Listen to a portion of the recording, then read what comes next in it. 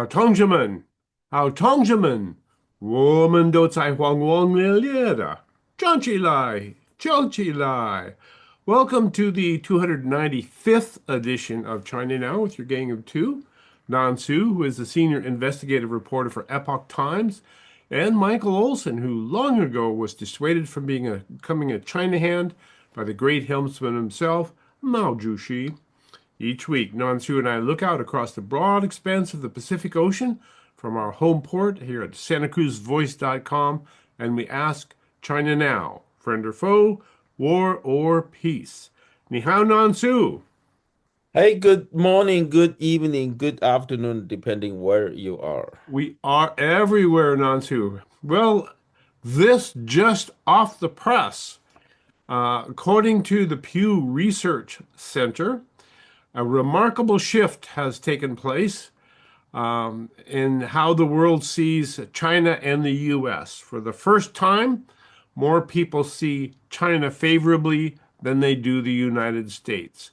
That driven in large part by the conflicts I think the Trump administration has had with some of our principal allies, trying to get them to get off their butt and contribute, as it were, and also a lot of astute marketing by China.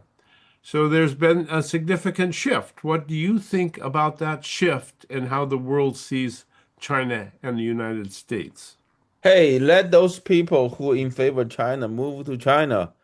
That's why I see how I see. I love America. I've been living in both countries for my life. Those people who doesn't live see I live like what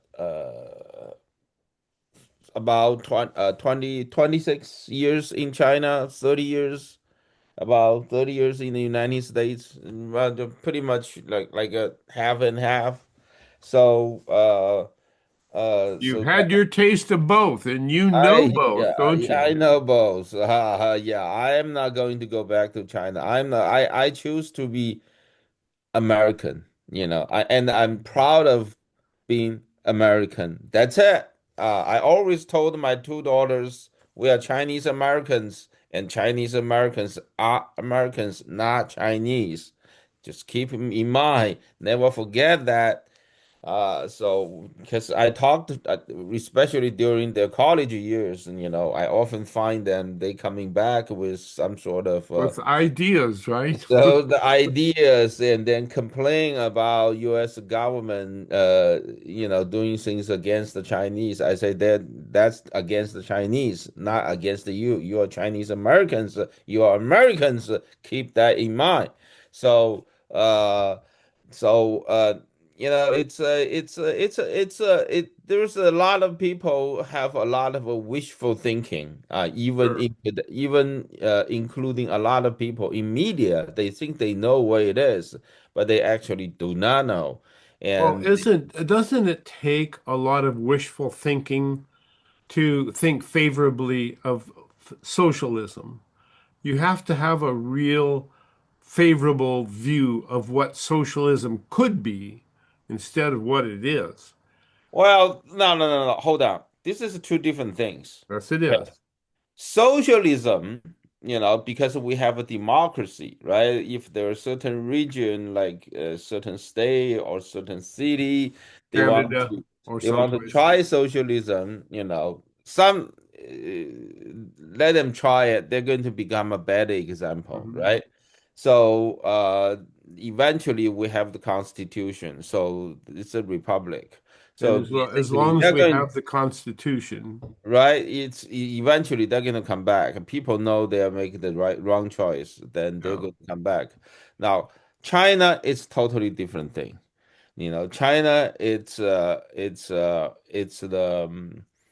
they have a communist party with a communist constitution, and that's totally different than some of the people who trying to practice some socialist idea in the United States. That's totally entirely different. What So is it? Somebody once said, you can vote communism in, but you can't vote communism out. Well, And I that's pretty don't much think. true with respect to No, it's China. not true. It's not. Oh, I don't believe that's true. Communist, uh, because people, it will take a. I don't think that, what, like countries in the United States, you'll be able to vote communism in.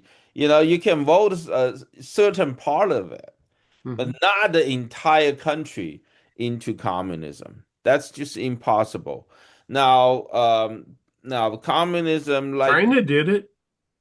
now China did not go by vote, They right? didn't go It by was vote, but not. they went by gun. Yes, that's it.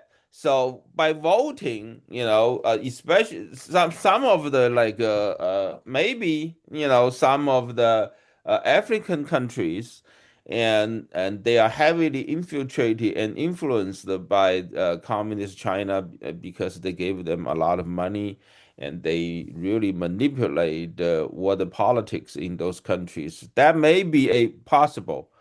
In the United States, I don't think the communism will ever be voted in. So there was, as the country, I'm talking about the country, The country, not okay. the, not a certain district or city or maybe a state. They may try it, but it's not going to work. Sooner or later, they'll find it's just never going to work. Now, but for big country like China, like United States, if they want even the communism want to take in, it's never going to be by a vote, by a vote or voting process. Well, that's exactly right. And that's thus the saying, once you vote communism in, you can't vote it out because you can't vote. That's right. And Now, so, well, they cannot vote it in. They will take it in by force. yeah. Like, in small countries, they can vote it in because some influence, Mhm. maybe from outside. But big countries like China, like United States, if they want to put a communist government in, it has to be by force. So, and then as long as we have our constitution stands, then eventually people going to vote those communism out.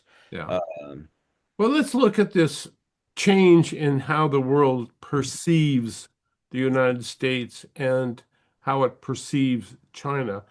Now, over the uh, over the administration of during the administration of Trump, both of them, Trump has been very aggressively pushing many of our allies to hop to it and get on the bandwagon and defend yourselves and defend the rest of the Western world and defend Western ideals. And a lot of those countries resent being pushed in that direction. And one of which, of course, is our neighbor Canada, probably the other one as well, Mexico. They do not want to be pushed into doing whatever they don't want to be pushed into. And yet Trump pushes. And that is true for most of Europe and most of NATO.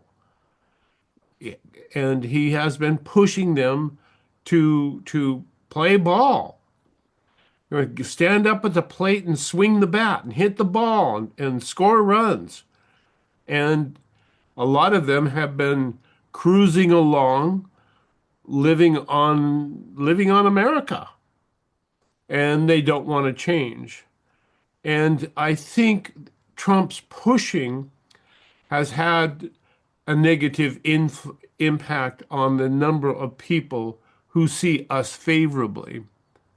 Now, why would anybody see China favorably? Well, Well, they're that is, it's just it's the effect that then when you push a spring, right? You push, they want to come back. pushed Uh, back. it's a reaction basically. Now, the war has been all these people, all these Canadian like a Carney, and then you have people like a French president. Macron, Macron, and Starmer, Starmer in UK, so, all these countries, they are still living in the age of global economy. That's the and they problem. don't want to be pushed out of it. Well, they will stay there, but eventually their own people is going to vote them out. Just like I say, communists, they, the bottom line problem for the entire globalized economy is that we trying to apply the principles of a DEI to China and Russia, all these countries, right? Right. So they're still living in the age, although they already see Russia is a big threat to it's existential threat to the Europe, but they still don't see it. Don't see they're still buying the things from China crazy, right? So Right. they start realizing, oh, there is a problem. They try to slow it down, but they don't realize its fundamental problem is their own logic. It's Themselves, how they perceive themselves, and how they go about it, contending in it- the it's world. already become a culture thing because you talk about a couple generations. They So grew up. when Trump goes up against that kind of momentum and insists that they start playing ball with the team, I don't want to. I don't want to do that. I don't want to do that. And so I don't like you anymore. It's kind of the attitude that so many of those people Well, have that's why, we need to pull American force out of Europe, let them deal with their own problem. Before the World War II, before the World War One, we don't have American troops in Europe. now. Right. They lose, they need us, they come ask. It's not like we need to protect them. And they All sure forgot about that, didn't they? It, well, think about this. All these countries like Finland, like Denmark, they have they are the so-called happiness index. It's the highest in the world. See, if we do the same thing that like what they have done, we will have the highest happiness index. They spend nothing on defense, and and how then long did it we take spend Germany? we Yeah, spent a trillion. See, if we are just doing things like what they did, we spend like we totally cut off our defense budget, and then we spend all the money on the social freebies. welfare and green, something like a green and clean air and medical benefit. We'll have a much higher happiness index. But who is going to do the work to defend the peace? And how long did it take Germany to roll over Denmark in World War II? 1 day. I 1 day. And they forgot about I heard it was 6 hours. that. So, yes, Trump is trying his best to push them into playing ball.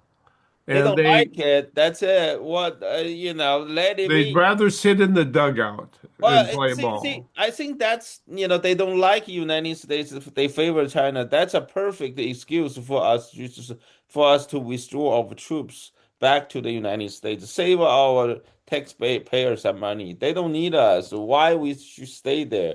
Let it be, Well, right? that's pretty Let much it, what Trump went to Turkey and told NATO, fess up, play ball, or we're taking our bats and our balls and going home. that's it. That's what he told them. So we'll see what happens. But at any rate, the favorability index has swung against the United States in favor of China. China has to do nothing but be nice and smile as they take everything they possibly can. And as long as they're not belligerent like Trump is, Now, those country, okay, those the European country, they have problem. Now, if you do the survey heavily focused in Japan and South Korea, in Taiwan especially, and the Philippines, the result will be totally different. Okay, so that I think the major opinion contributors are from Europe countries. Mhm. No, but our allies along the Asian Pacific, Western Pacific region, it's quite different. Now, Australia, New Zealand, they may be more or less to the extent same maybe in in the same direction of Europe. But if you go to the first island chain, those countries at the doorstep of China, they will be different. Well, okay, in that regard, let's turn our attention to the hot spot, which of course is Iran. And since we last talked, the memo of understanding has blown up and is now hell in a handbasket, good or bad. Well, it's good eventually, right? That's what we have been talking about all the time. We're talking about don't do ceasefire. If they want That's to talk, come talk. Do not do ceasefire. Ceasefire doesn't help at all. I hope Trump will stay these calls. Just keep, if we don't have enough ammunition or munition, just slow it down. Instead of a bomb them every 6 hours, bomb them every 6 days. But the key is do not do ceasefire. While you want to talk, you come talk, until the agreement is signed, and there's no ceasefire.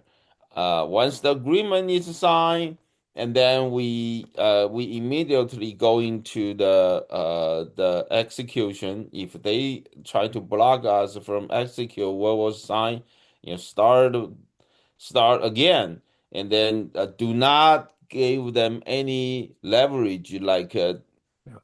stop the blockade, until we remove the enriched uranium, until that part is done, we don't Make any deals. Yeah. stop the blockade. So Well, it, that's what it is. the pattern is and always has been we make an arrangement, we make an agreement, have a memo of understanding, and we make these agreements with one group of people in Iran and the other group of people, which is the No, IRGC. no, no, no, no. That's not true. Oh, That okay. is just totally not true. They, I don't think Iranian regime will actually come and sign the agreement with us without both sides agree each other. Ah, They actually agree with each other, but then because one side, trying to pressure another side, and the other side got beaten, and then they push back, and then they eventually, they come to the middle. The problem is there, even though they came to agreement, but after they signed the agreement with the United States, then the side against it immediately changed, mhm. right? So the we didn't sign with just one side. We signed We with signed both with the sides. country. We signed Yeah, with we signed with Iran. both sides. Yeah, Yes. at least a majority of Iranian regime. Now the problem is they have their own problem. Then we don't have to accommodate their problem. We Because don't have to recognize that they have a divergent point of view and that one side is not going to do what the other side says. We don't have to go with that. we We, don't have to go with that. We just talk about the agreement, right? okay. So now, if we don't have that kind of determination, then their problem becomes our problem, right? We don't want Yes. their problem to become our problem. So I think we already show them we have goodwill. We already have goodwill. We Yeah. show our goodwill. We stopped the blockade and then we let them go and we stopped the sanction and They're uh, shooting up ships now yeah, again. yeah, yeah. And then they are the one broke the deal, and then from now on, no ceasefire. Yeah. No ceasefire until the agreement is signed. Well, And Trump is, then and yeah. then once the agreement is signed, then uh we are not going to stop the blockade and sanction until the enriched uranium is removed from Iran. Yeah. So Now, one of the things that's that the Trump suggests that he must do, couple big things. One is that he's going to take out the train tracks that serve Iran from Russia and China. Blow up the bridges on the train tracks so no goods get into Iran. The other thing he's talking about doing is getting rid of or blowing up the energy infrastructure. No power going into the heat of summer. Okay. And the third thing, and this to me is the most interesting thing, is Trump says that I'm thinking about getting rid of the IRGC like I did ISIS in Syria. Now, to That part is me, that's the well, only thing I that think makes sense. the other two parts are easy. Yes. Just bound the Boom. held out of them, right? But the get rid of IRGC, it's difficult. Yeah, Yeah, but that is the problem, the IRGC. well, I don't think because when we get rid of ISIS, we actually put boots on the ground. Huh? Yeah, but I'm not sure if that idea it will be supported by the American public. So So how do you get rid of the IRGC without putting boots on the ground? no, no, no, no, no, no. You the key is as long as we don't stop blockade and we see here is the key. I think Trump is doing something right here, uh, which is to make the war last. You need to the only way to solve this problem, it's going to make the war sustainable. Now, Trump on Monday said that he's going to charge 20%, for the protection fee for all the ships that's moving through the Strait of Hormuz, and then he quickly rolled back because of our allies in the Middle East and a bunch of legal issues, right? Oh yeah. Yeah, yeah, there was a bunch of legal issues, but the general direction it's good. The general direction is good because the How can War we do that? Department. How can we do this without going bankrupt, right? That's right. We could just So charge a fee. right. So well, you just have to find a way which is legally you can do that, and then and make all these war sustainable. That's the key. So that become once the war is self-sustainable, then it doesn't matter. Then all see there are three negotiations going on. The one negotiation is between United States and Iran. That one. It's in JD Vance is in charge, and there was there are other two negotiations. Mark Rubio has been in charge. That's a negotiation between the GC countries, the Uh, Gulf countries and the United States, and then there was one more between Lebanon and Israel. Now, if Trump can actually find a way to make this war sustainable, then all of a sudden the negotiation between United States and Iran it's not important at all. Right. You because this it was sustainable, right? So then we just have to keep that, and all of a sudden, Israel, it's both hands are free. They feel free to do whatever they want in the Lebanon until the Hezbollah problem is resolved. And then the GC nation, they are happy for the United States to stay there because Iran is the immediate threat. And Sure. then to the Iran, hey, the war can go there, last forever. Doesn't matter because it's self-sustainable. And then if those European countries, they don't even dare to defend when They Iran can pay for it. regime attack their ships, right? That's attack their sovereignty.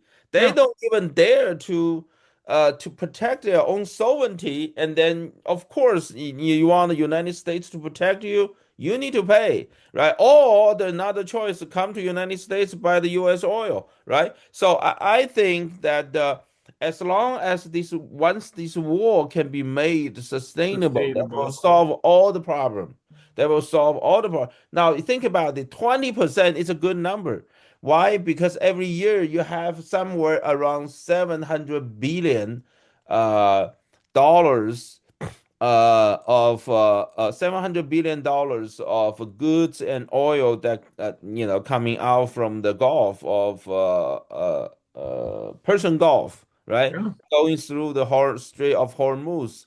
20%, that's what? That's $140 billion.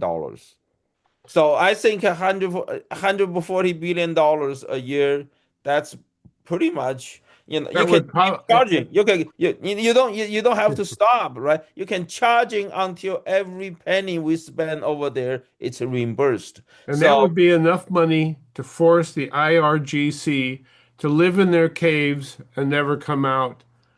that's Well, right. ladies. That's it. See, see, this is the key. I think Trump is moving in the right direction, but Okay. I haven't exactly found Figured out how to do it. figure out how to, detail the Well, detail. he threw out the idea of the U.S. taking charge of the Hormuz Strait, and it sounded pretty cool to me. We'll see what happens. I'm sure the rest of the world's freaking out.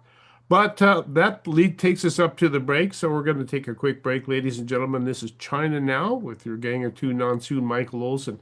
When we come back, we're going to take on another great conflict, Xi Jinping and Vladimir Putin. Do stay tuned. We will be right back. Satisfy your hunger with a fresh, prepared, twice daily grab-and-go sushi you'll find waiting for you at Sushi Market Sprouts, 2 blocks from the beach at 300 7th Avenue in Santa Cruz. Fresh, delicious, and oh so good. Hello, I'm Junko, and I look forward to serving you at the Sushi Market Sprouts. Satisfy your hunger right now with the delicious ramen and sushi you'll find waiting for you at Kaito, easy in and out location in the Capitola Mall food court. Special orders welcome. Fresh, delicious, and oh so good. This is Koji. I'm looking forward to seeing you at my restaurant, Kaito. California coast to the fertile valleys inland. Earthwise Land Service is your land's best friend. Earthwise can clear it, mulch it, move it, sculpt it, grade it, drain it, or retain it, any way you choose. Earthwise Land Service is your land's best friend. Hi, I'm Carolyn, and I have some property behind my home at Larkin Valley that I've never seen. It was completely overgrown with brush and poison oak, well over 10 feet high. I wanted to have it cleared to protect my horses from wildfires, but nobody could do the job. Then I called Buck at Earthwise. Buck brought out his big brush-eating machine and turned all the brush and poison oak into mulch. It was truly transformational. Thanks to Earthwise, my property is now like a park and I can trail ride my horses. Earthwise Land Service is your land's best friend. There is more than one way to enjoy the benefits of cannabis. Hi, I'm Carly from Treehouse Dispensary, 3651 SoCal Drive, SoCal. With tinctures. Treehouse tinctures are available in many different flavors, are rapid acting and versatile, and offer precise dosage control for consistent enjoyment. Treehouse has a friendly staff to help you select the right tincture for your needs. Blue raspberry, anyone? Stop by and say hi. Treehouse Dispensary, 3651 SoCal Drive, SoCal. Or ourtreehouse.io.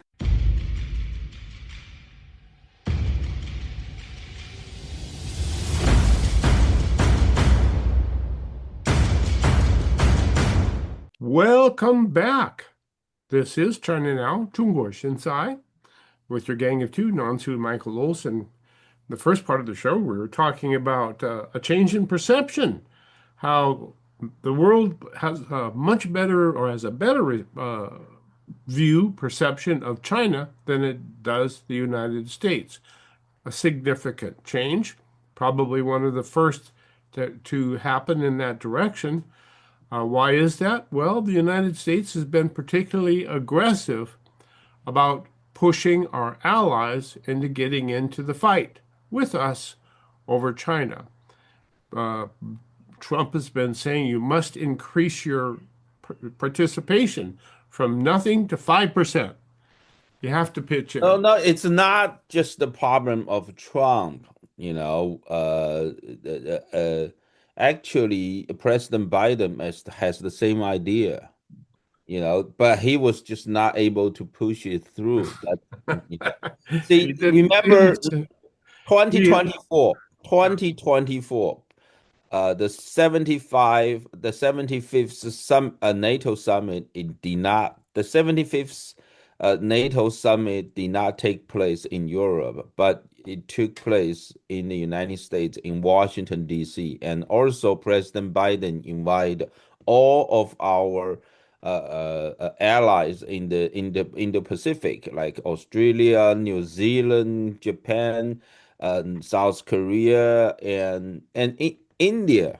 All of them came, and then after that, just go back to read. There's a Washington Declaration signed by all the NATO countries and U.S. allies in the Pacific region.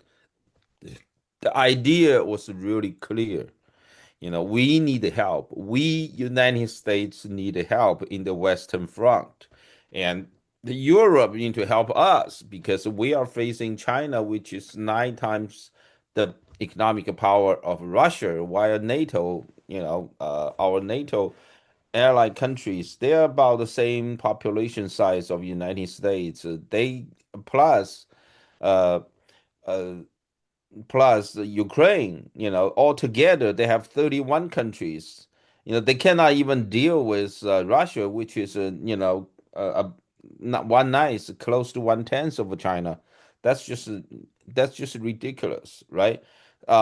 So we need help from them. Uh, uh, but the problem is they don't take care of their own business. But all these things, what President Biden did, it's like ask them, and will then you please do you this please, for us? and then they kind of agree on paper, but they didn't agree put any numbers on the Right. paper in the declaration. And it basically they got all this European government, they just provide some lip service to There's a real good apt description for that kind of behavior, and it's called rope-a-dope, and it's from a Muhammad Ali fight. So when the opposition comes and starts swinging at you, you hold up your guard and you lean back in the rope, and you just let your opponent swing away at you, and pretty soon they get tired, and then you can fight them. So that's pretty much what the Europeans have been doing with our request to pitch in and help fight, is they've been doing a rope-a-dope, leaning against the ropes. Sure, we'll do it. Sure, we'll do it, and not doing anything. they just want to wear us out, right? Yeah. And now that the Trump basically say, "Hey, you don't want to do it, give the Greenland to us. We'll take care of it," right? So it's a really put some real pressure on them.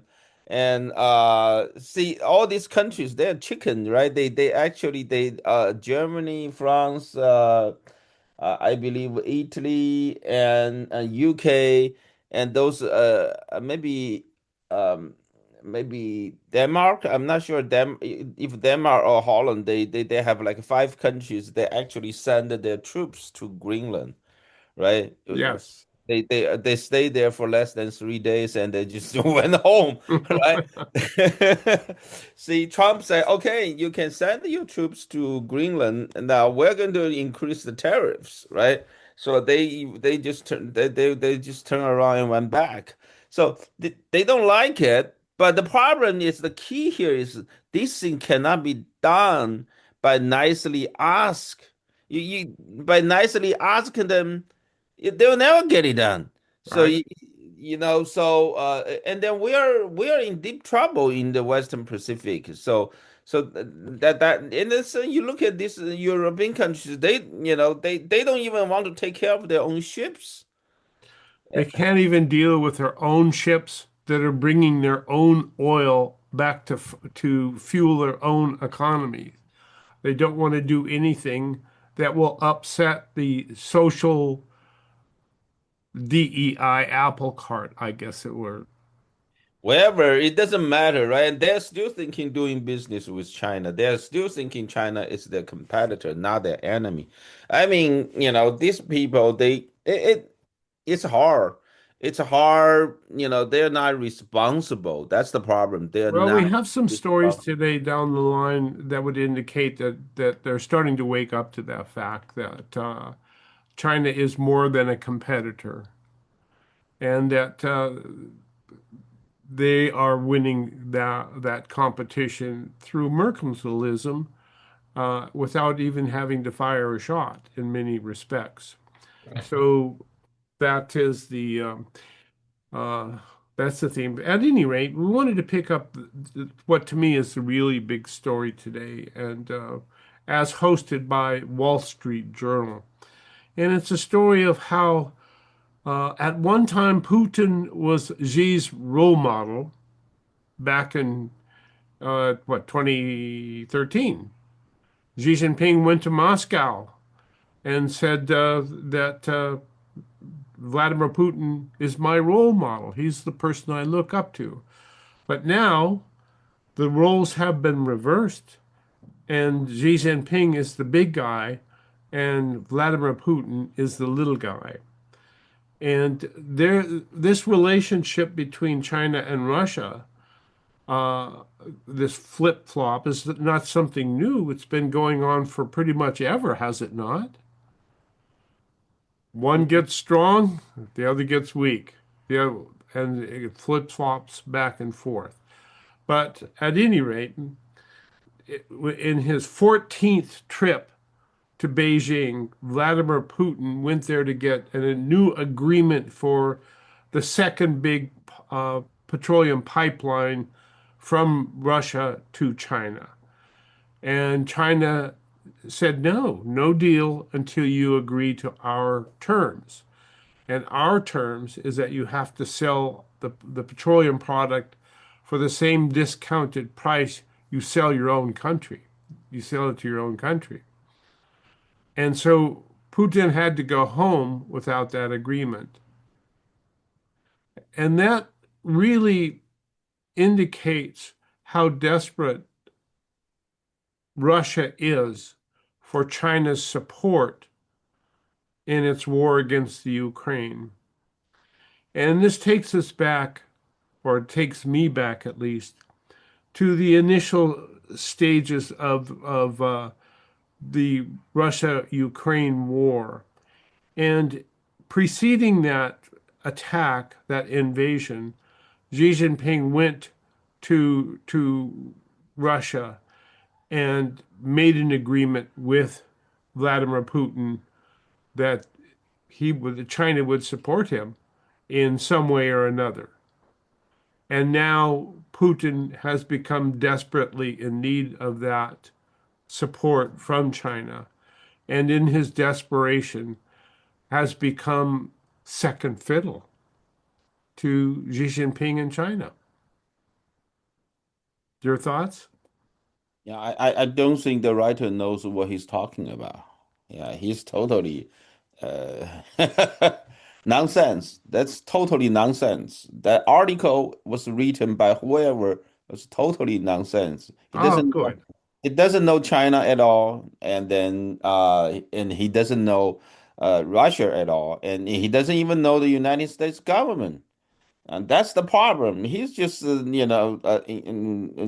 there, invent his will by imagination. That's by Well, the by author is, epoch. yeah, No, the no, no. First author, of all, the Wall Street Journal author is Ling Wei and Thomas Grove. Yeah, that's the Ling Ling Wei. It's a pro-communist writer. Ah, She's pro-China.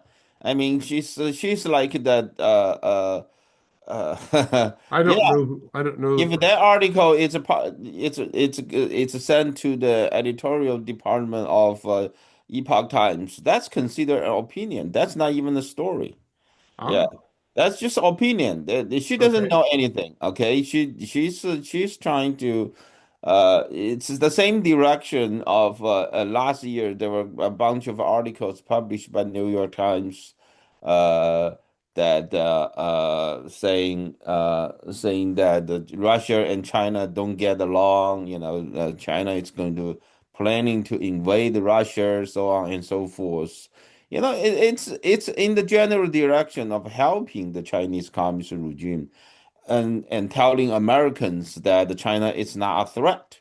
Because Ah, China it's really what their goal is, what Xi Jinping's goal is to really want to take over Russia, right? So and then all these things, it's just the BS. It's just total a twist of what's the actual fact is. Now, the reason Putin brought his entire economic team, his energy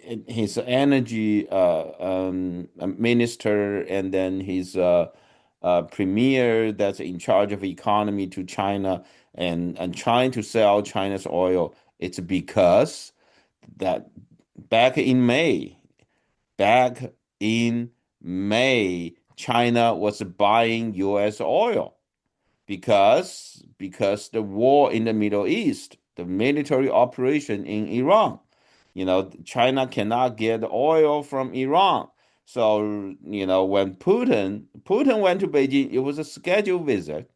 And then because of that, the military operation started April 28th. And so they delayed and then Trump, delayed his visit to Beijing, but Putin went to Beijing as a schedule. So he ended up just, a week after Trump visited Beijing. right. Then he brought his entire team. For the G2, Trump called it. The Yeah, yeah. group of two. After Trump visited Beijing, yeah, and then Putin went to Beijing, right? So now that the Putins they thought because the second pipeline connecting China and Russia for oil that was delayed for a long time because both sides cannot come to the agreement on Right. the price. It took Now, 15 years to negotiate the first pipeline. yeah, yeah, uh and then basically, Putin say, well, if you're buying oil now from United States, then, why don't you buy from us, right? So Putin thought that was a good deal. Now, uh, the, basically their price is a good deal, but the China didn't even want that. But because China want a long and sustainable price, for its oil supply. So, the debate between China and Russia, it's no different than debate and fight between United States and Europe. It doesn't hurt their relation. Okay?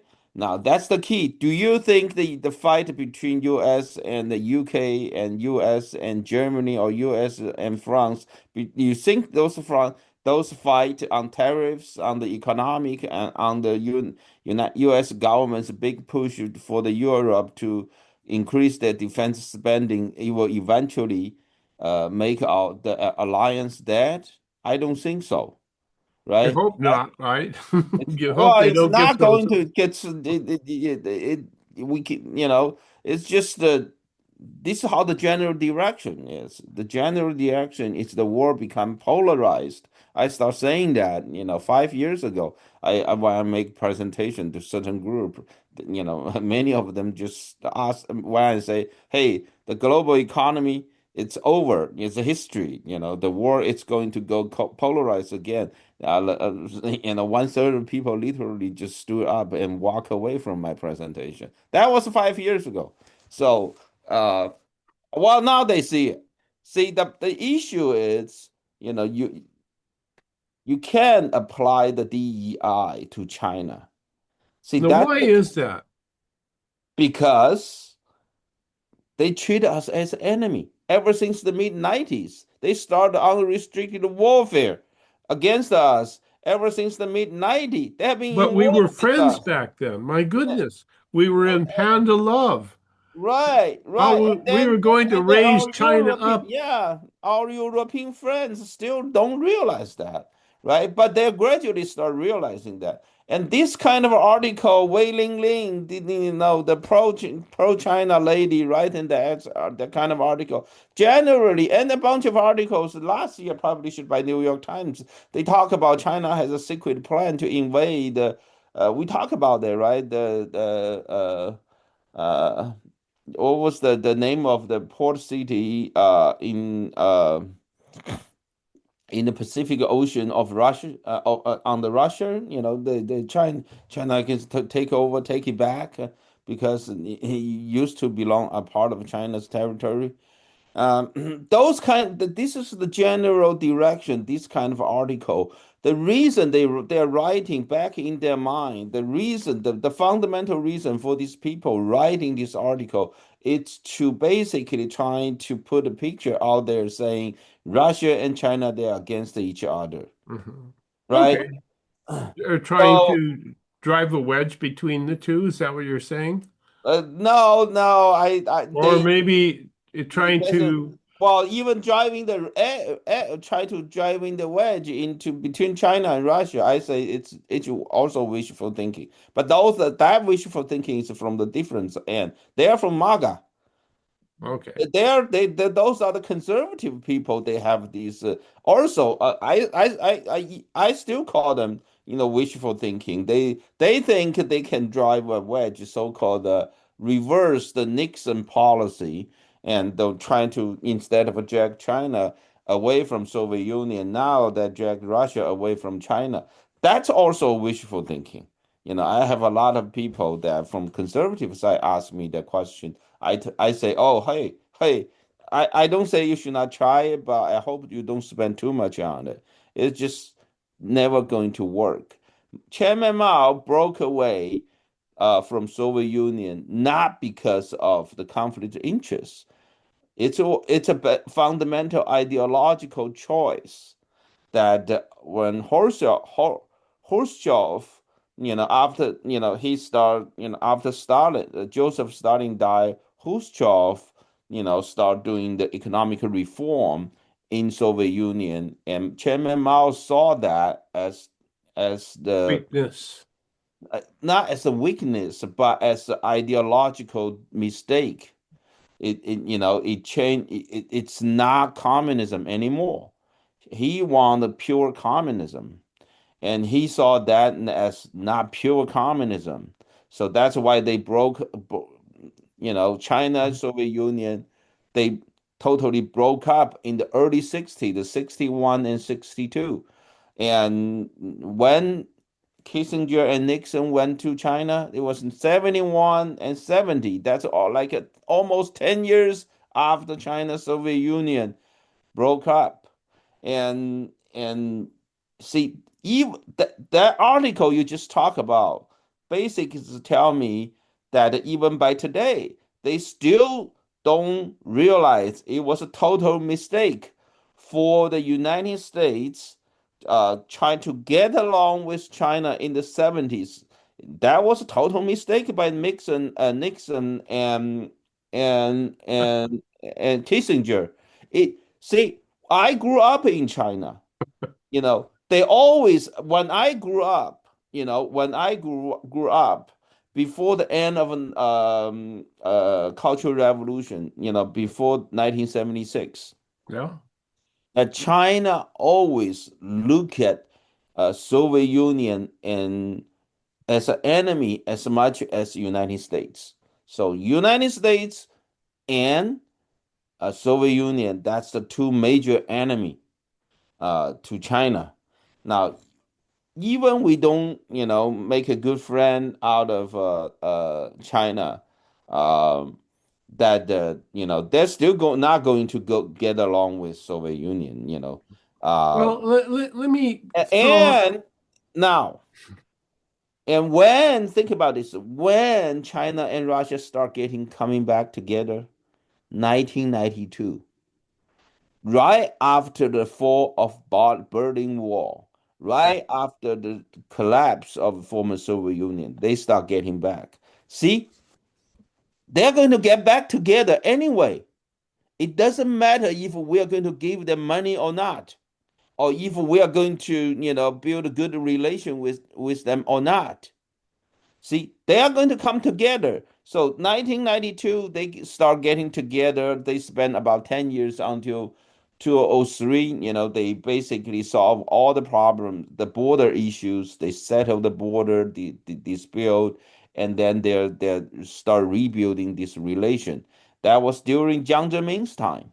Right. Now, and when what United States doing in in 2000, early, the beginning of this century, we're still in the big wishful thinking of, throwing And the money love. to China, and then it's going to change China's political system. That's big wishful thinking, right?